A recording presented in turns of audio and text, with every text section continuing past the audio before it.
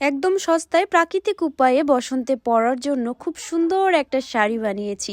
কিভাবে এই শাড়িটা বানিয়েছি সেইটারই ফুল ভিডিও আজকে তোমাদের সাথে শেয়ার করব। গত ভিডিওতে তোমাদেরকে দেখিয়েছিলাম কিভাবে কাঁচা ফুলগুলো আমি ছড়িয়ে ছিটিয়ে শাড়িটাকে পেঁচিয়ে এটার প্রসেসিং করেছিলাম। তবে দেখার বিষয় ছিল এইভাবে সত্যিই কি কালার হয়। প্রাকৃতিক উপায়ে কাপড়ে রং করা একটি পরিবেশ বান্ধব এবং স্বাস্থ্যসম্মত পদ্ধতি। কাঁচা হলুদ, পেঁয়াজের খোসা, বিট, পালং শাক, কফি, হরিতকি, গোলাপ ফুল, গাঁদা ফুল এইসব ব্যবহার করে কিন্তু ঘরে বসেই সিল্ক বা লিলেন বা সুতি কাপড়ে বিভিন্ন শেড আনা যায়। এই জন্য ভিনেগার বা লবণের মিশ্রণে কাপড় ফুটিয়ে রং টেকসই করা হয়, যা পরিবেশ বান্ধব এবং খুবই আরামদায়ক। আমি ছোট্ট একটা ভুল করেছিলাম, যার জন্য আমার কাপড়ে আমি যে কালারটা চাচ্ছিলাম সেইটা আনতে পারিনি। ভুলটা হচ্ছে কাপড়টাকে প্রথমে ভিজিয়ে রাখতে হতো, কাপড়ে যে মারটা ছিল সেইটা ওঠানোর জন্য।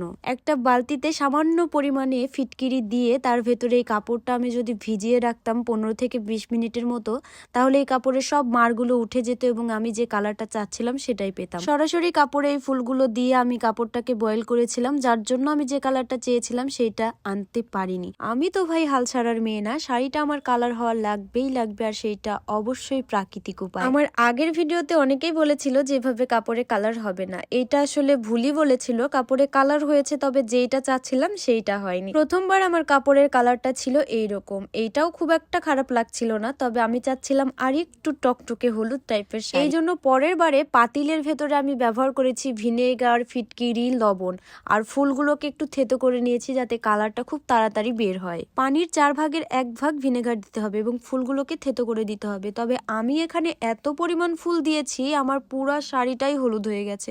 প্রথমবারে আমি যে কালারটা চেয়েছিলাম সেইটা তো পাইনি, পরের বারে যেটা চাইলাম সেটাও পেলাম। আমি যেমনটা চেয়েছিলাম তেমনটা না পাই, তার থেকে অনেক বেশিই পেয়ে গেছি। তো যাই হোক, শাড়িটা নষ্ট হলো না, একদিন হলেও পরতে পারবো, আমার কাছে এটাই অনেক। জীবনে প্রথমবার নিজের জন্য একটা শাড়ি একদম প্রাকৃতিক ভাবে কালার করলাম, আর এই শাড়িটা রেখে কি চোখে ঘুম আসে বলে? ভেজা শাড়িটাকে তুলে এনে আয়রন দিয়ে ডলছিলাম শুকিয়ে, এটা পরে আপনাদেরকে ফাইনাল লুকটা দেখাবো বলে।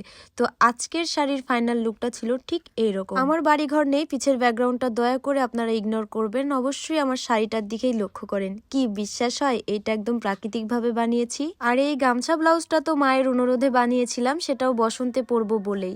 একই সাথে শাড়ি এবং ব্লাউজ পরে কেমন লাগছিল মা এসে এখানে দেখছিল। সামনে থেকে দেখে শান্তি হয় না, তাই ভিডিওতে দেখে। তো যাই হোক, এই ছিল আমার আজকের শাড়ি মেকিং এর ফাইনাল লুকটা। আজকের এই শাড়িটা আপনাদের কাছে কেমন লেগেছে বলেন তো? ভালো লাগলে কিন্তু এটা আপনারাও ট্রাই করবেন। আমার এই ভিডিওটা দেখে যদি বানাতে অসুবিধা হয় তাহলে গুগল করে নেবেন, তাহলে আরো সহজেই পেরে যাবেন। তো যাই হোক, আমি তো আমার কথা রাখলাম, শাড়ির ফাইনাল লুকটা আপনাদেরকে দেখিয়েই দিলাম। এইবার হচ্ছে আপনাদের পালা। আমার এই ভিডিওটা ভালোবেসে একটা করে শেয়ার করে দিবেন এবং ভিডিওতে বেশি বেশি করে ভালোবাসা দিবেন। আজকের এই ভিডিওটা আমি এখানেই শেষ করছি, দেখা হবে নতুন কোনো ভিডিওতে। সে পর্যন্ত সবাই খুব ভালো থাকবেন। আজকের মতো সবাইকে জানাই টাটা।